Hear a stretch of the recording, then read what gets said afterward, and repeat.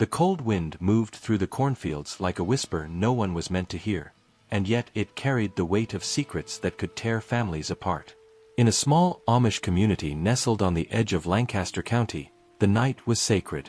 It was a time for rest, reflection, prayer. But for one Amish girl, it had become the only time she could breathe. Her name was Miriam, and at 17, she already knew what it meant to live under eyes that never closed. Her life had been mapped out from birth: silent submission, obedience to elders, a future decided by church and family. Yet her heart had betrayed every rule the Ordnung imposed, because her heart belonged to someone the community would never allow, a rich man named Thomas Caldwell. He was everything the Amish rejected: clean-shaven, business-minded, owner of properties that touched the very edge of their lands. But he had seen her at the farmer's market, and she had felt seen in a way that years of modesty and humility had never offered. She didn't speak to him that first time. That would have been unthinkable. But he smiled at her, and she looked back, and something passed between them that defied the quiet world she came from. Over the weeks, their paths crossed again, always under the veil of coincidence, until it wasn't coincidence anymore.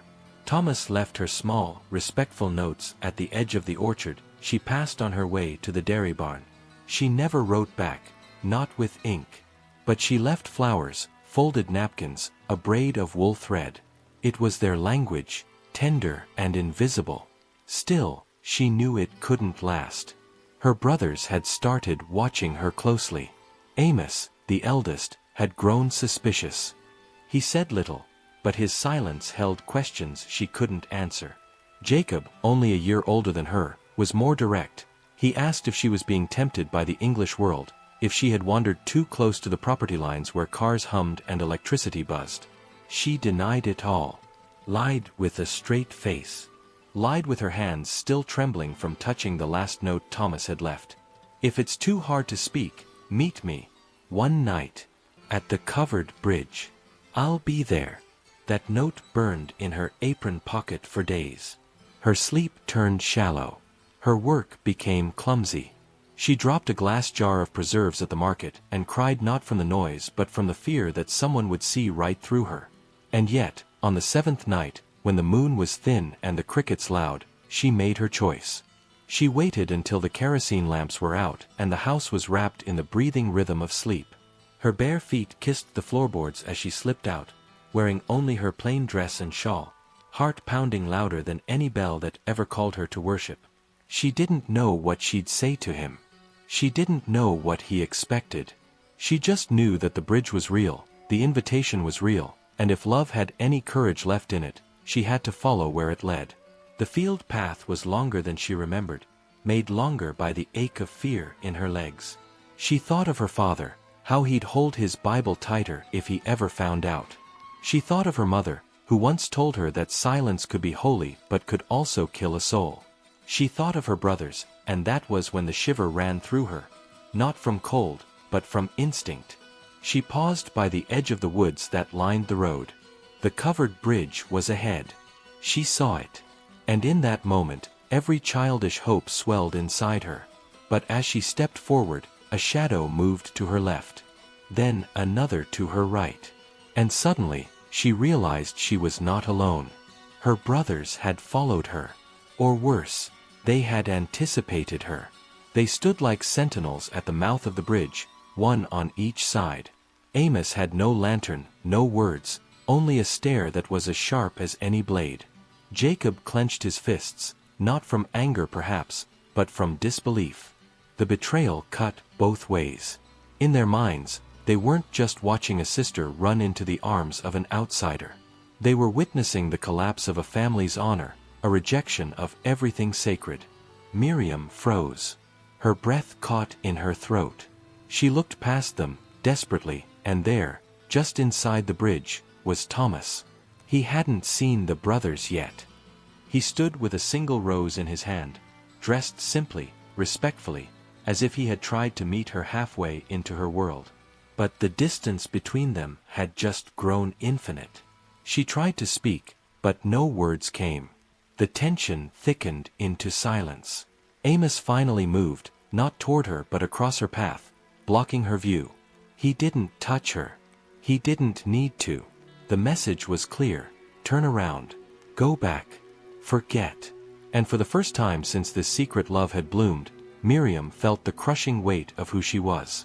Not just a girl in love, but a daughter, a sister, a believer expected to obey. She looked at Thomas once more.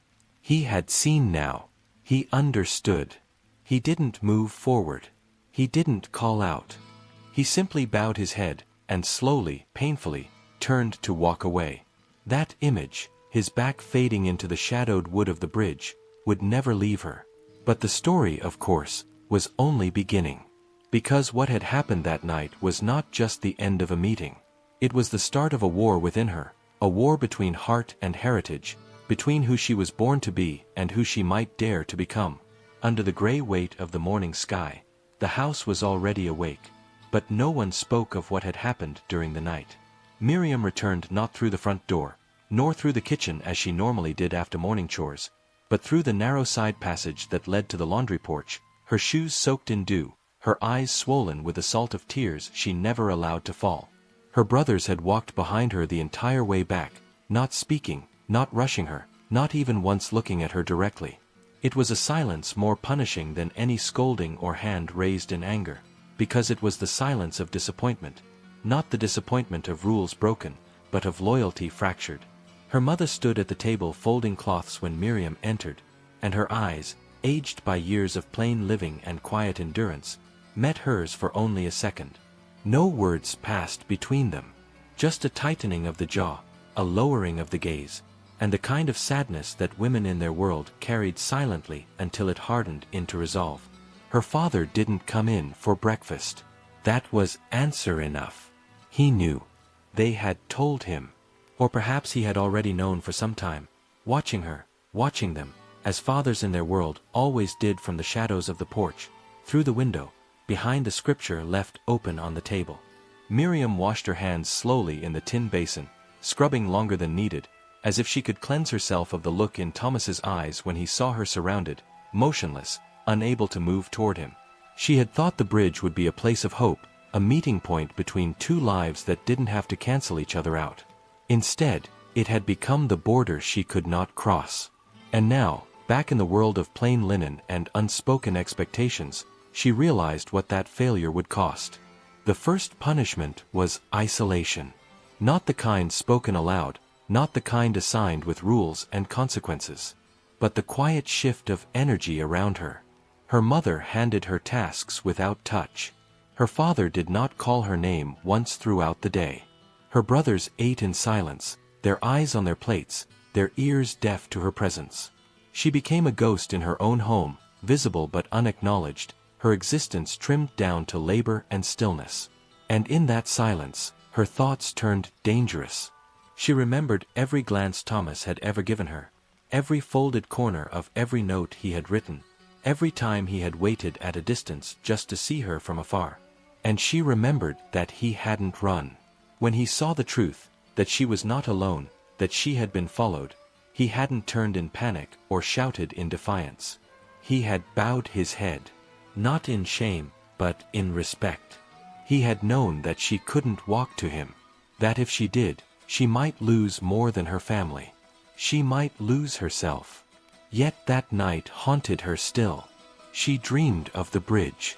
She dreamed of him standing on it again, and in the dream, she reached him, but when she touched his hand, it was cold, like stone, and when she turned around, her brothers were gone, but so was her home, vanished into mist. The dream repeated, night after night. And with each morning, her body grew more tired, her steps slower, her hands more prone to trembling when she poured milk or stitched a hem. The Ordnung taught that temptation weakens the soul, and she began to wonder if she was now weakening in both body and spirit. Yet even in this downward spiral, there was a stubborn core inside her that refused to fully surrender. She had gone to that bridge. She had made the choice. Her body had turned back, yes, but not her heart. That remained facing forward. And in a cruel twist of irony, it was that unspoken truth that sparked the next wave of consequence. A meeting was called.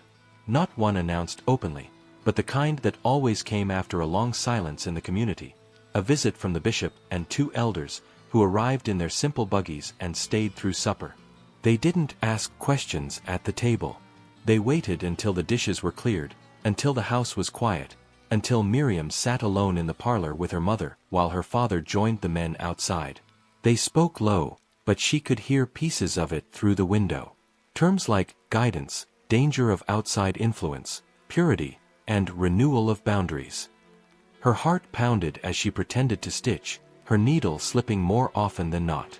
When her father returned, his face was unreadable, but the message came through her mother. Tomorrow, Miriam would not go to the dairy barn. She would not go to the market. She would stay home, under supervision, and begin a period of spiritual restoration. The term made her stomach churn. It meant she had to confess, to cleanse, to rewrite her desire into a mistake. And it meant she had to denounce what she still felt, even as it lived bright and painful inside her chest. But Miriam was not ready. Not yet. And the thought of erasing what she had shared with Thomas made her feel smaller than ever before. That night, with the house asleep again, she sat by the window, watching the empty fields under the moonlight. She imagined him walking there, imagined him standing near the bridge, waiting even though he shouldn't. She wondered if he thought of her, if he blamed her, if he regretted ever reaching across the boundary. And for the first time, she allowed herself to write something down. Not a note to him, but a confession to herself. She scribbled on scrap paper hidden in the sewing cabinet, "I am not sorry I love him. I am only sorry that love must hide." She folded it into a small square, not daring to destroy it, not ready to send it, just needing it to exist. Yet the world outside her window was not sleeping as deeply as she believed. Her youngest brother, Eli, only 14, had been watching. He had seen the way she stared into the night, had noticed the slip of paper, had felt the fear ripple through the house ever since Amos and Jacob returned from the bridge. Eli was different from the others. Sensitive, quiet, more drawn to music than to sermons. But even he felt the pull of duty. The next day, Miriam's paper was gone. She searched for it in a panic, but it had vanished. She feared the worst. That night, her father spoke her name aloud for the first time in days, calling her into the barn. The lantern was dim, the hay smelled of dust and silence, and when she entered, she saw all 3 brothers, her father and the bishop. No one raised their voice. No one struck her. But their faces were stone. Her father asked if she had continued contact with the man. She denied it. They asked if she intended to leave. She said no. But the paper was placed in front of her. Her own words, in her own hand. She had no defense. Only shame, and a pulse that raced as if it wanted to run even if her body couldn't. The bishop declared she was not yet lost, but that the community needed to protect her from further temptation. She would be watched. Every hour of the day. She would pray daily with her mother and attend scripture study at the elder's home. And worst of all, she would be forbidden to speak to anyone outside the ordinary. No markets. No deliveries. No walks near the bridge. The path to redemption, they said, required sacrifice. And so, her world shrank further.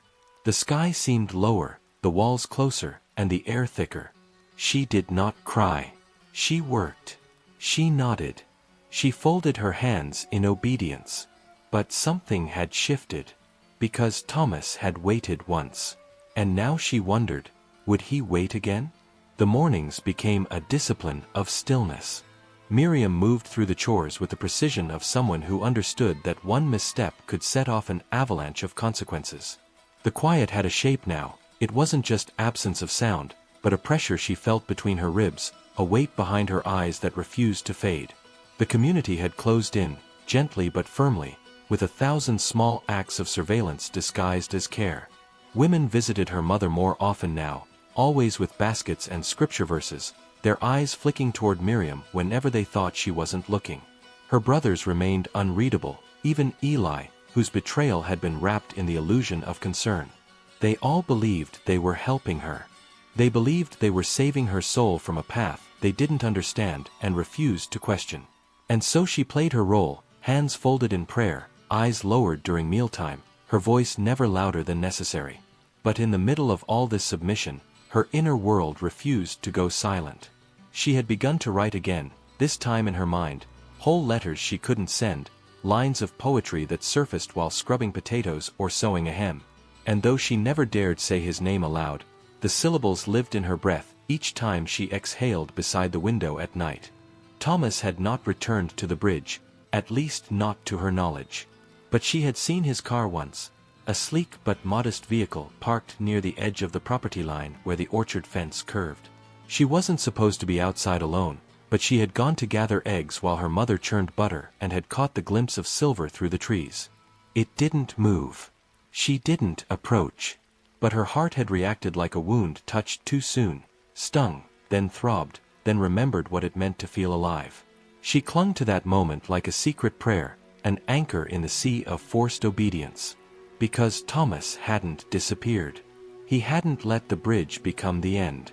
And even if he never spoke to her again, she knew now that he was still close, still hoping, still carrying the flame she couldn't hold openly. But hope is not a shield against consequence. One afternoon, while carrying water from the pump, she overheard her father speaking to another elder behind the barn.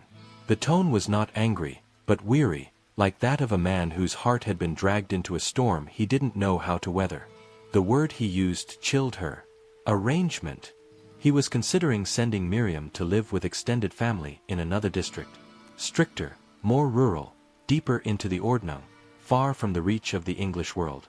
Her stomach twisted. She had no doubt what that meant. No more orchard. No more fence. No more chance to even glimpse Thomas's world from a distance. It would be exile under the name of healing, banishment disguised as protection. And worse than all of that, it would mean the last thread of possible connection would be cut. She carried the water inside with trembling hands, her knuckles white from gripping the handle, and that night she didn't sleep. She stared at the ceiling until the darkness shifted to the slow gray of dawn, and in that hour between exhaustion and resolve, she made a choice. She would see Thomas again. Not as an act of rebellion, but as a necessity, something she owed to her own heart before it was buried beneath rules and walls forever. She had no plan, no ally, no means of escape. But what she did have was a memory of how he moved, the times he came near the orchard, the way he watched from a distance, never intruding, always respecting. She would go there again, not under the pretense of errands, not with a reason anyone could believe. She would simply walk, just once, and if he wasn't there, she would return. But if he was, she would speak to him. For real this time. Her first words. The opportunity came 3 days later, when a visiting aunt required assistance and her mother sent Miriam to bring over hand-stitched linens wrapped in brown cloth. The home was on the edge of the village, closer to the orchard than anything else. Her mother allowed her to walk alone, believing perhaps that the presence of nearby elders was enough deterrent. Miriam walked the path as if she had no thought but obedience. But the moment she crossed the hill that curved down toward the orchard, she veered gently, making her way behind the far edge where the fence dipped and the trees created a natural pocket of shadow. She waited there, breath shallow, heart drumming in her ears like hooves on dry ground. She didn't call his name. She didn't move. But then, from the edge of the gravel, a figure appeared, tall, familiar, cautious. Thomas had come. He didn't smile at first. He looked at her as if trying to memorize her face, to confirm she was real and not a trick of longing. She stepped closer, her fingers tightening on the cloth bundle in her hands. He asked nothing. He didn't even speak. He just waited. And finally, after weeks of silence, Miriam found her voice. It was quiet, hoarse, and barely above a whisper, but it held everything that had been buried in her since the night of the bridge. She said she was sorry, not for loving him, but for turning back. She said she hadn't stopped thinking about that moment and that she feared soon she would be taken away. Thomas listened, every muscle in his face tightened with the weight of restraint. He didn't ask her to leave with him. He didn't demand anything. He only asked what she wanted. The question stunned her. No one had asked her that before, not without implying what the answer should be. And for a moment, she didn't know. But then she told him the truth. That she wanted to be free to speak to him. That she wanted to choose when and how to love, without fear of being cast out. That she didn't want to hurt her family, but she couldn't keep cutting parts of herself away just to stay within the lines they had drawn before she was born. Thomas nodded, and said that he didn't want her to suffer, that he would wait as long as he had to, and that he would never ask her to break something she wasn't ready to. But he handed her a small folded paper. An address. A place nearby, outside the community, where he could receive letters. Just in case. Just so she wouldn't feel alone. She held it for a long time, fingers brushing over the edge, as if even paper might burn under the heat of decision. Then she slipped it into her sleeve, nodded once, and turned back toward the house. Neither of them spoke goodbye. But that moment by the orchard had reawakened something dangerous. Hope. And hope, once fed, demands more. When Miriam returned home, no one suspected anything. The bundle was delivered, the timing explained, and her expression practiced. But she couldn't unsee what she'd seen, couldn't unfeel the stillness of standing near someone who didn't just love her but saw her. That night, she began to write again. Full sentences. Full thoughts. And on the third day, with trembling hands and eyes scanning the hallway, she slipped the letter into the lining of her apron and set out under the pretense of fetching dried herbs from the elder widow's home. She would deliver the letter to the mailbox by the old rail stop. Just once. Just this. And nothing would go wrong. She was sure of it. But she didn't know that Amos had begun watching again. And this time, he wouldn't wait by the bridge. The day was clear, but the light felt too sharp, like it knew what was hidden beneath the surface. Miriam walked with slow, measured steps down the familiar path toward the widow's house, the old woman who often sent for herbs or candles or minor help that could justify a visit. Her apron was neatly tied, her bonnet perfectly placed, her expression unreadable. But her heartbeat betrayed everything. The letter she carried felt heavier than it should, not because of weight but because of truth, truth that had no permission to exist in her world. She had rewritten it 3 times in the early hours of the morning, choosing her words with a care usually reserved for scripture. She had told Thomas everything, the threat of being sent away, the surveillance, the coldness in her father's voice, the way her brothers now looked at her like she was something wild that needed to be caught and tamed. And she told him that she didn't want to vanish without saying goodbye, that if nothing else, he should know what was being done to keep them apart. She didn't ask for rescue. She only wanted to be heard. She passed the final bend in the path and turned toward the abandoned rail stop, where an old mailbox still stood on the outskirts of English property. It had once belonged to a farm now turned to ruin, and the bishop had declared the area off-limits long ago. But she knew the others rarely came this way now. They had no reason. The land was considered tainted, irrelevant. And so it was the perfect place, quiet, secret, barely remembered. She approached the mailbox with trembling hands, slipped the letter inside, and stood there for a moment too long, her eyes closing as if to mark the moment with something deeper than memory. Then she turned back, retracing her steps, thinking of nothing but returning before anyone noticed the time. She didn't know that Amos had followed her from the beginning, having left the fields earlier than expected under the pretense of replacing tools in the barn. He hadn't spoken a word to her since the night at the bridge, but his silence had grown heavy with suspicion, and when he saw her veer from the usual path, saw her look around with too much caution, he knew. Amos approached the mailbox after she left, opened it, and found the letter with her handwriting. He didn't read it immediately. He didn't need to.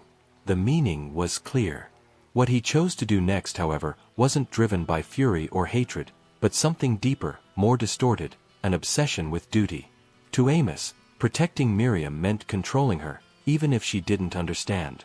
He believed his actions were righteous, necessary, and that one day she would thank him for keeping her from the edge. He returned home ahead of her, hid the letter in the folds of his coat, and sat at the kitchen table with his arms crossed, waiting. When she arrived, he said nothing, just looked at her with that same unreadable face, and then rose to leave, telling their father he needed to visit the bishop. Miriam froze. Her skin went cold. She understood immediately, and yet she couldn't move, couldn't speak. If he handed over the letter, everything would collapse. Not just the quiet rhythm of her punishment, but everything, her dignity, her freedom, her hope. The next morning, the world changed. A meeting was called not just in her home, but in the community hall. That rarely happened except in cases of marriage, death, or grave violation. Miriam was told to dress plainly and wait outside. Her mother didn't look at her. Her father gave no instruction. The entire family moved with the tension of something irreversible. She waited in the cold for what felt like hours, until she was finally called in. Inside the room were 3 elders, the bishop, her father, and all 3 of her brothers. The letter had been read. Every word. No one raised their voice, but the judgment was louder than any scream. She was asked if the contents were true. She nodded. She was asked if she had continued contact with Thomas. She said no, though her voice cracked with the effort. The bishop looked down, disappointed. The elders spoke of confusion, of outside temptation, of a young girl led astray by modern lies. But Miriam heard something else in their tone. Fear. Fear that her resistance might spread. That others might begin to ask questions. That love could become contagious. Her punishment was declared in final terms. She would leave. Sent to a sister church community 5 counties away, one known for its rigidity and isolation. She would be taken in by a family with 6 daughters, watched constantly, stripped of all outside contact. It would not be forever, they said. Only until she had reformed, until her spirit realigned with God's will. She would leave at dawn. Her mother would pack her things. Her father would not speak to her again until she returned humbled. And as they spoke these sentences, Miriam felt her body shrink, her mind numb, as if she were watching someone else's fate unfold from a distance. That night, she sat in her room alone, her bag already packed, her bonnet folded on the bedpost like a symbol of surrender. But something deeper stirred in her bones, not rebellion, not defiance, but clarity. She had written a letter before. Now she would speak. In the final hours before dawn, Miriam rose, dressed silently, and slipped out through the root cellar door. She knew every creak in the boards, every loose stone in the path. Her bare feet touched the earth as if seeking permission. She didn't run. She walked, steady and certain, toward the edge of the orchard, toward the place where she had last seen him. She didn't know if he would be there. She didn't even know if he still waited. But she went anyway, because this time she wouldn't be caught turning back. And as she approached the curve in the trees, something in the distance flickered, headlights, dim and cautious, not moving. Thomas had come again. He stepped out of the car the moment he saw her, not rushing, not calling, just walking slowly forward like someone who didn't want to startle a dream. She reached him, breathless, not from the distance but from the weight of what she had done. He asked nothing. She said everything. They spoke in low tones, not of escape, not of rebellion, but of choice. She told him of the new punishment, the exile, the separation planned for her. And she told him that she wasn't afraid of hard work, wasn't afraid of being poor or cast out, but she was afraid of becoming someone else's version of herself.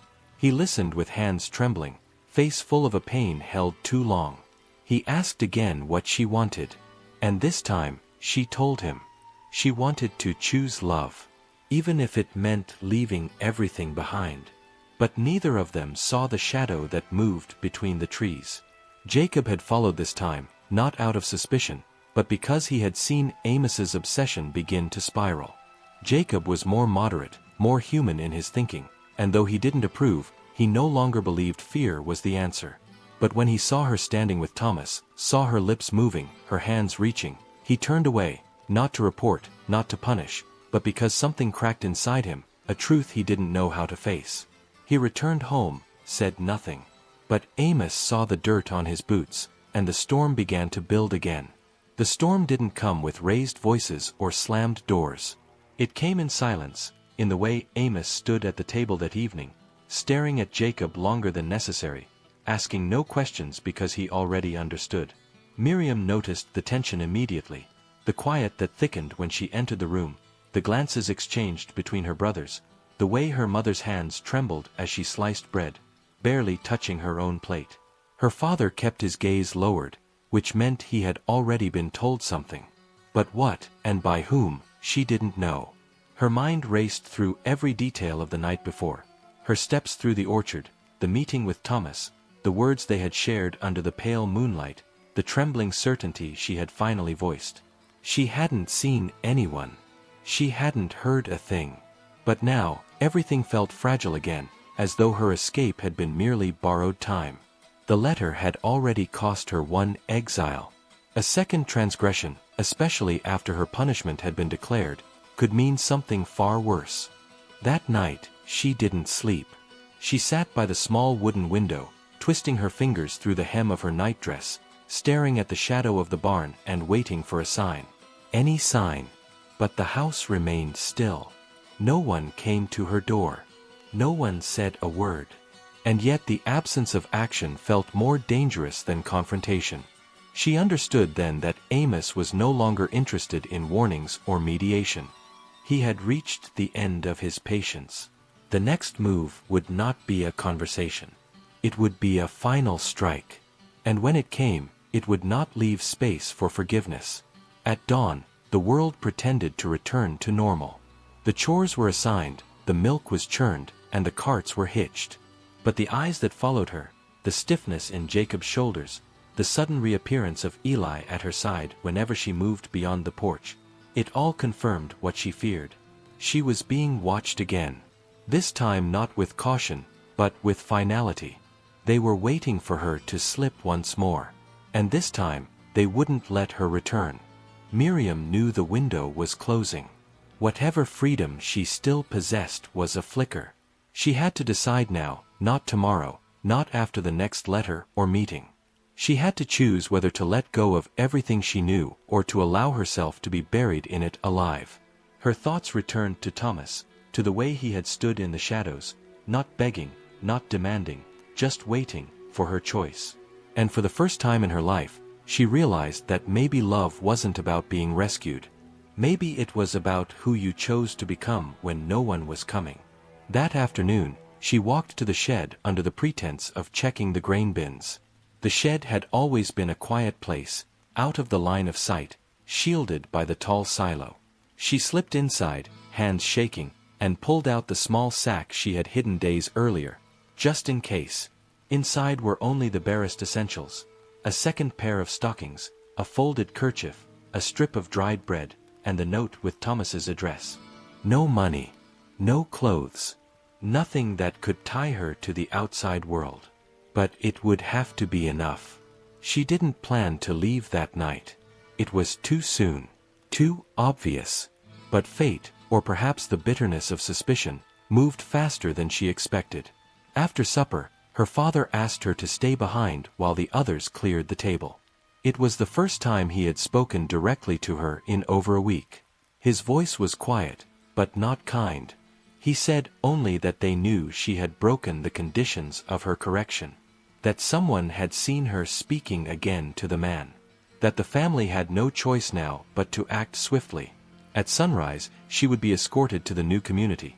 Not in a buggy, but by an elder who would deliver her personally and ensure she remained in the care of those who could offer no leniency. His voice did not waver.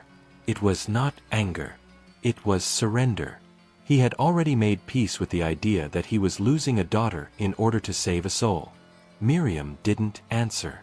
She lowered her head, nodded once, and excused herself with the same composure expected of a bride preparing for her wedding. But inside, every fiber of her body screamed. There would be no tomorrow in this house. That night, long after the candles were extinguished and the air had cooled with the weight of final sleep, Miriam moved. She carried only what she could hide in her apron, feet wrapped in cloth to soften the sound. She left through the back, avoiding the path that creaked near the barn, slipping instead through the dew-wet rows of corn that led toward the woods. She didn't run. She couldn't. Every step was deliberate, every breath counted. She had memorized the route in her dreams, tracing each landmark like a scripture verse. The orchard, the fence, the edge of the gravel road where Thomas had once waited. She didn't expect him to be there now. She hadn't sent word.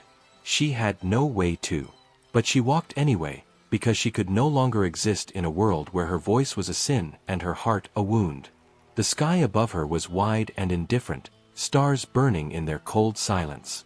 She thought of her mother, asleep in the room where she'd once held Miriam as a child during thunder. She thought of Jacob, whose silence had changed after he saw her that night, no longer accusatory, but almost afraid. And she thought of Amos, whose love had twisted into something too hard to bend back.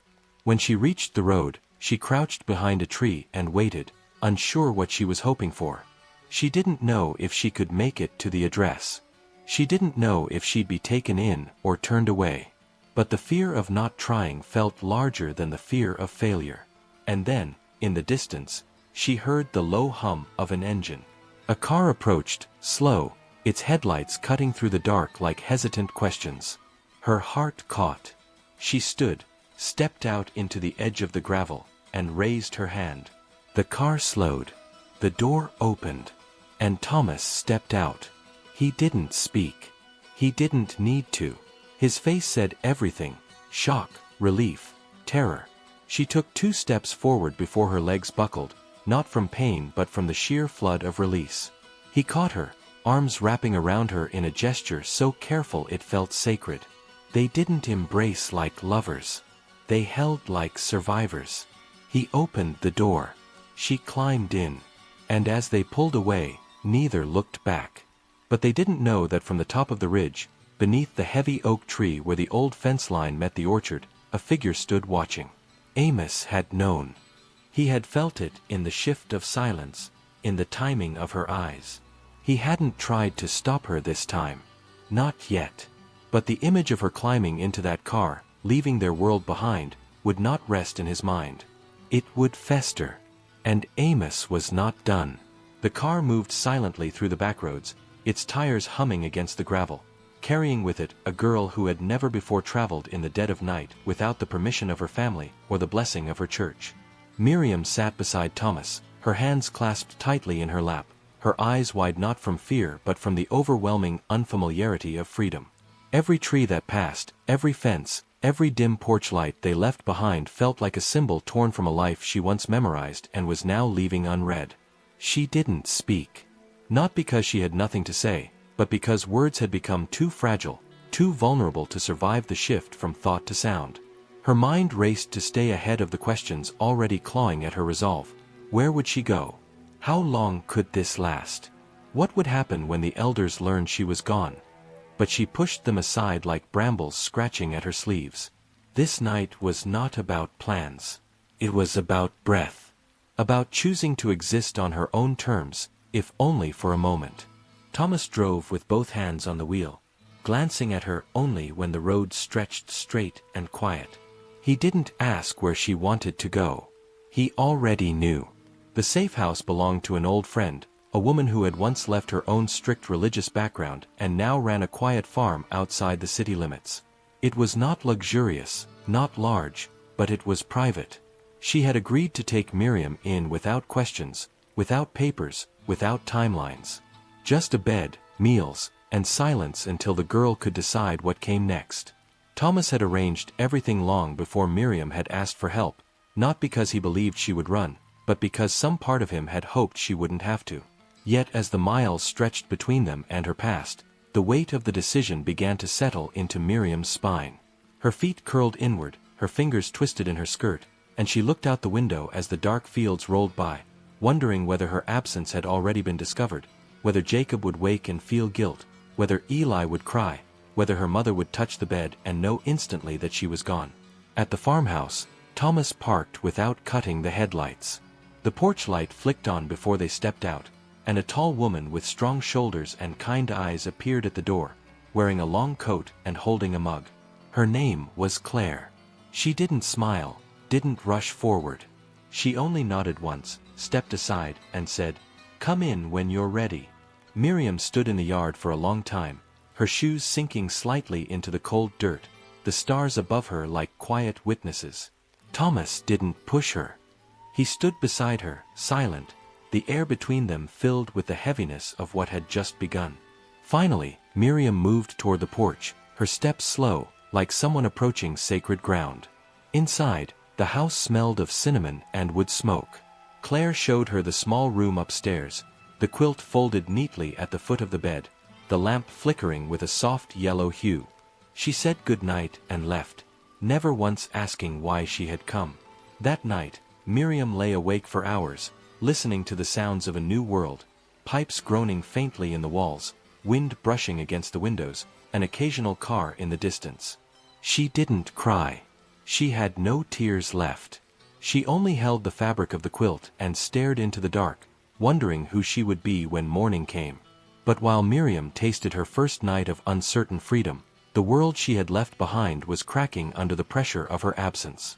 When dawn arrived and the room was empty, her mother screamed, once, sharp, then fell into stunned silence. Her father said nothing. Amos ran, not toward the fields or the community hall, but straight to the bishop's house, banging on the door before the sun had even cleared the treetops. His voice rose with urgency, his face pale with something more than anger. To him, this was more than a runaway daughter. This was a public defiance that threatened everything: the Ordnung, the respect of the community, their family's name. The bishop, older and slower to react, urged caution. But Amos was already burning.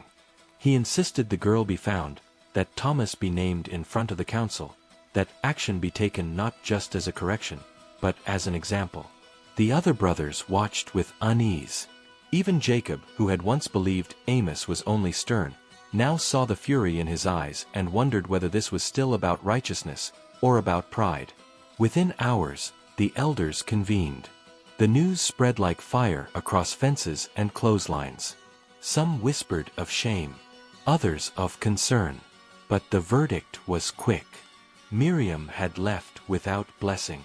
She was in violation of her correction and therefore subject to expulsion. The bishop, reluctant but compliant, drafted a letter to be sent to the extended community, officially marking Miriam as a fallen member. She would be mourned, not mentioned. If she returned, she would be met with silence.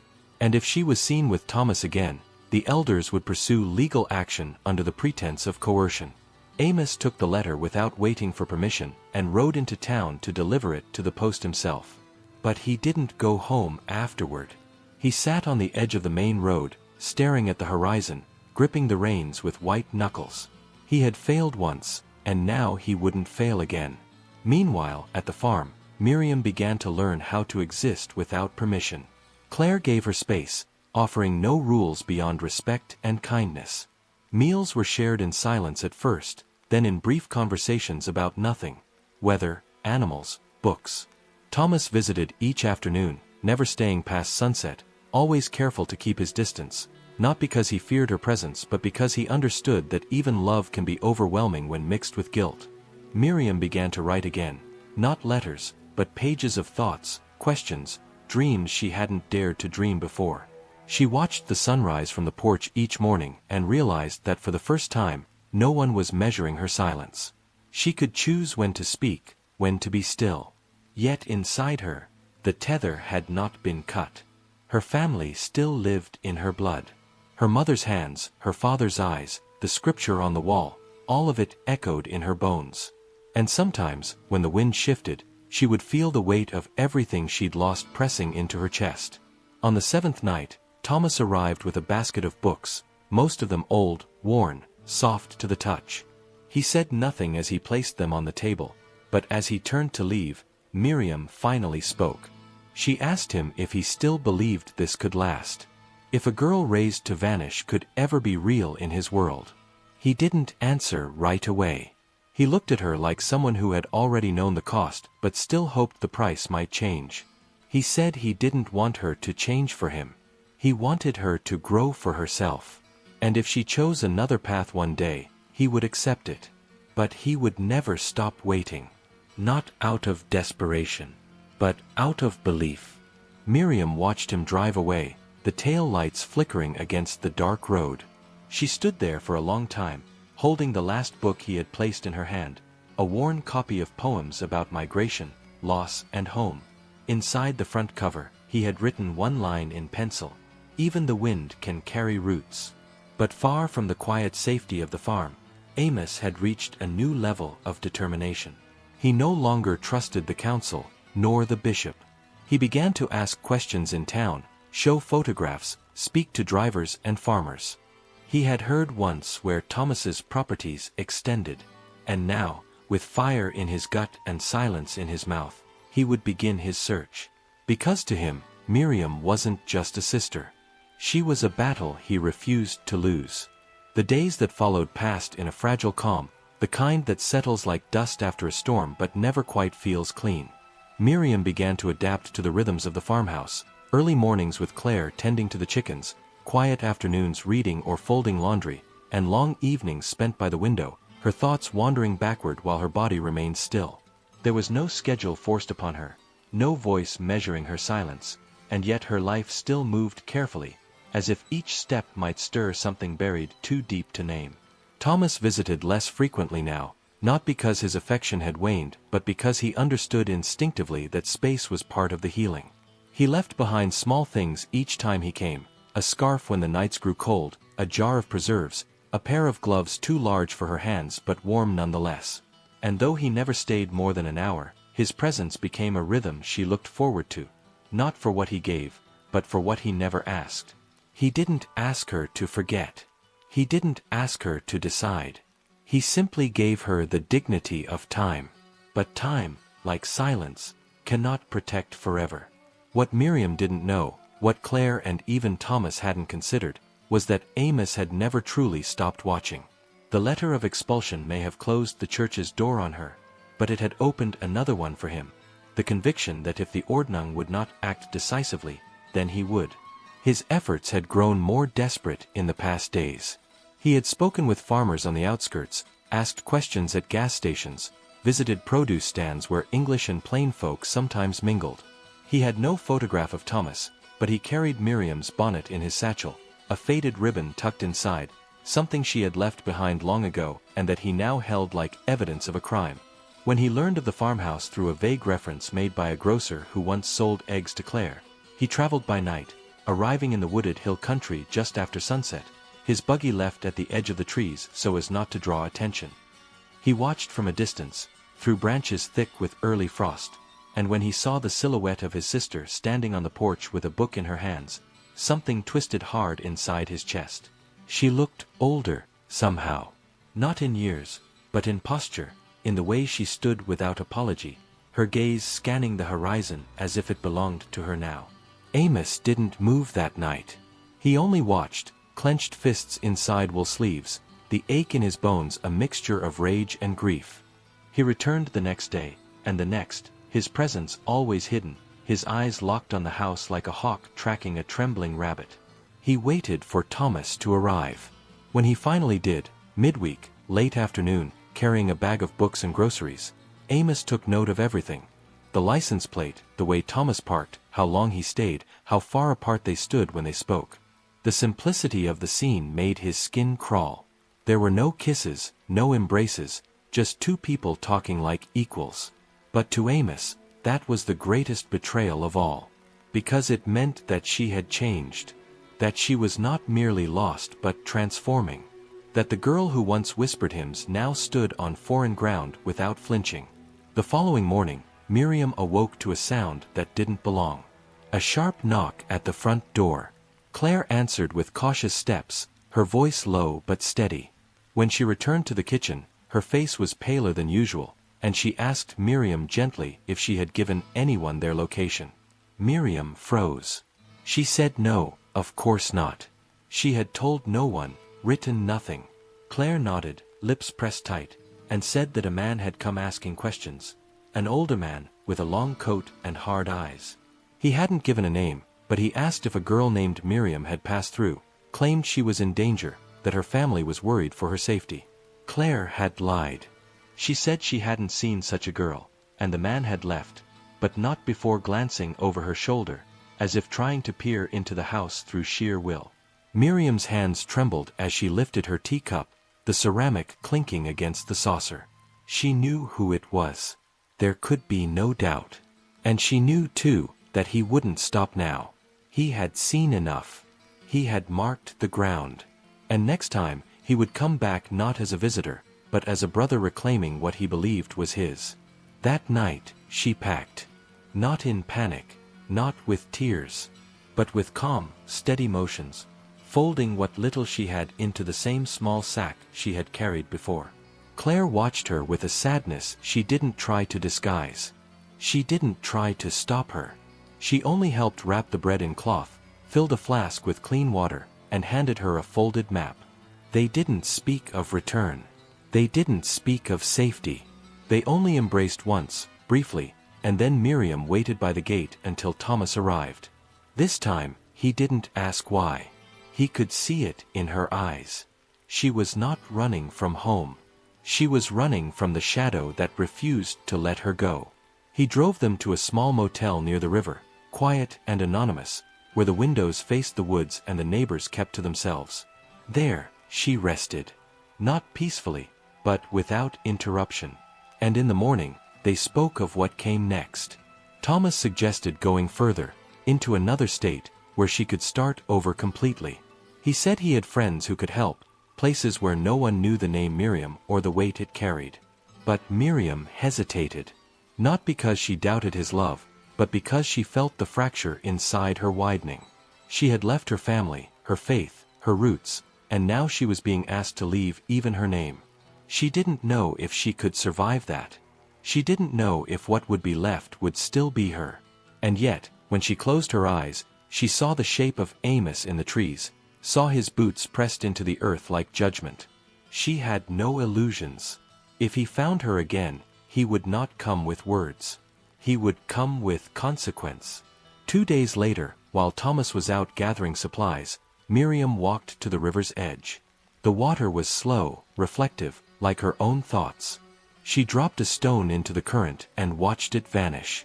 Then she opened the notebook she had been keeping, the one filled with her thoughts since the first day she arrived at Claire's, and tore out a single page. On it, she wrote no names, only a line. "If I disappear, know that I loved you. But I couldn't keep being chased." She folded the paper, left it on the nightstand, and stepped back into the woods. The forest swallowed sound in a way that felt deliberate, as though it had learned to keep the secrets of those who passed through it with trembling feet. Miriam moved among the trees with a quiet born not of fear, but of something colder, heavier, acceptance. Her steps left no path, only impressions that would vanish by morning. She had made no plan beyond movement, no destination beyond distance. Each hour she spent alone in the woods added another layer of silence to her skin, thickening her resolve, dulling the ache of what she had left behind. She had no illusion that this would be easy. But she also knew that what waited behind her, judgment disguised as love, surveillance cloaked in salvation, would never loosen its grip unless she disappeared completely. She had left Thomas's world not because it had failed her, but because her presence there would always invite pursuit. She loved him still. That truth clung to her with every breath. But love without peace had begun to feel like a prison with nicer walls. By the third day, hunger replaced hope as the dominant rhythm of her body. She drank from the creek, chewed on roots, and rested beneath fallen branches. Nights were the worst, not because of the cold, but because of the memories. Dreams pulled her back into rooms where her mother hummed while spinning wool, where Jacob passed her the bread before anyone else, where Eli ran through the field with bare feet and laughter loud enough to drown out the church bell. These dreams didn't accuse her. They simply reminded her that even in brokenness, her past had warmth.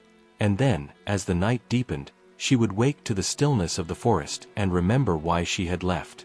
That warmth had come with chains, with rules, with eyes always watching to ensure that the line between obedience and existence was never crossed. Elsewhere, Thomas was unraveling. The note on the nightstand had struck him not as abandonment but as confession, and it sent him into motion with a desperation he hadn't felt since the night he first saw her standing under the orchard light, her bonnet tipped back just enough to catch the moon. He searched the riverbank, the trail, the nearby towns. He contacted Claire, who hadn't heard from her, but who drove out immediately to help. For the first time, Thomas understood what it meant to chase without a map. He had resources, money, people who owed him favors. But none of that mattered when the person you searched for didn't want to be found. His greatest fear was not that something had happened to her, but that she had chosen to vanish entirely. That she had looked at the world he offered, the house, the safety, the steady love, and found it incompatible with the battle raging inside her. Back in the community, Amos was preparing for a reckoning. He had received word that Miriam had fled again, this time from a place near the river. The elders had tried to downplay it, insisting the girl was beyond their reach now, that she had made her choice. But Amos couldn't rest. To him, this was not just about a sister gone astray. It was about failure. He had believed that order could fix anything, that scripture could straighten even the most bent of branches. But now he saw his sister becoming something he didn't recognize, not rebellious, but unreachable. And it shattered the structure inside him. He rode out without telling anyone, traveling roads he'd never taken, speaking to strangers, showing her name at train stations and bus stops, asking questions in a voice that grew thinner with each answerless day. What he didn't admit, not to others, not to himself, was that part of him didn't want to bring her back. Part of him just wanted to see her again, to know she had survived. And that part of him was at war with everything else he had ever been taught. The turning point came in a town not listed on any of the routes he had planned to search. A woman working at a shelter described a girl who had arrived on foot 3 nights earlier, exhausted, shaking, unwilling to share her name. She had left the next morning with a coat too large and a satchel of food. Amos sat on the edge of the curb outside the shelter, the bonnet still tucked inside his coat, and for the first time, he wept. Not from loss, but from the recognition that his sister had not been taken. She had not been misled. She had chosen. Fully. And though the world he came from had no language for that kind of freedom, he felt its truth settle into his bones like fire on snow. He turned his horse around and began the slow ride home. Miriam, meanwhile, had made it to the edge of a coastal town where the sea met the sky in a gray, endless stretch. She had never seen the ocean before. It terrified her. Its wildness, its openness, its refusal to be contained. And yet, standing at its edge, she felt something inside her break loose, something that had waited years to rise. She rented a small room above a bakery where no one asked questions. She worked sweeping floors, washing dishes, peeling potatoes. She paid in cash. She spoke little. But she smiled more. Her life became small in size but vast in meaning. She wrote each night before bed, filling pages with thoughts she never intended to send. And every so often, she folded one and placed it into a jar by the window, where the wind rattled the glass as if reading each secret aloud. One day, she received a letter. It came not from Thomas, but from Jacob. Short, carefully written, with no greeting or signature. It said only, "I saw you standing at the bridge. I didn't stop you then. I won't stop you now. Be safe." Miriam read it 3 times, then folded it neatly and placed it beside the others. She didn't cry, but she felt the wound inside her begin to close, not with healing, but with understanding. Months passed. Thomas visited the town once, not to find her, but to stand by the sea. He had heard she might be near. He didn't search. He simply watched the horizon, left a small parcel on a bench near the water. Inside, a worn copy of the same poetry book he'd once given her, with one new line scribbled beneath the old one. "You are not lost. You are becoming." Miriam found it hours later, untouched, the sea wind curling its pages like an embrace. She didn't return to him. Not yet. Perhaps not ever. But she smiled. Because for the first time since the night she ran to the bridge and found her brothers waiting, she no longer felt like a fugitive. She felt like a woman with a path. And this time, it was her own.